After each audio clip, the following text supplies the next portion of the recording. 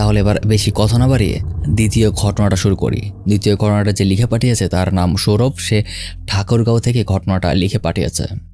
সে যেভাবে লিখে পাঠিয়েছে আমি মোটামুটি সেভাবেই আপনাদেরকে বলছি। মাঝখানে টুকটাক কারেকশন আমাকে করতে হয়েছে যেন ঘটনাটা আপনারা ভালোভাবে বুঝতে পারেন। তো ঘটনাটা পড়ছি।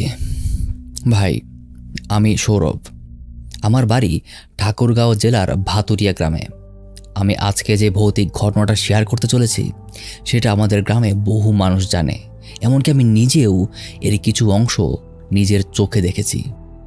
এই ঘটনার সত্য মিথ্যা নিয়ে আপনি সন্দেহ করতে পারেন, কিন্তু আমি শুধু আমার আর আমাদের গ্রামবাসীর অভিজ্ঞতাটাই আপনাকে তুলে ধরছি। বিশ্বাস করবেন কি করবেন না সেটা সম্পূর্ণ আপনার ইচ্ছা। আমাদের গ্রামে একটা ছেলে ছিল, বয়স 17 বা 18 মতো। তার নামটা বলছি না, এটারও বিশেষ কিছু কারণ আছে। সে খুব শান্ত স্বভাবের মানুষ।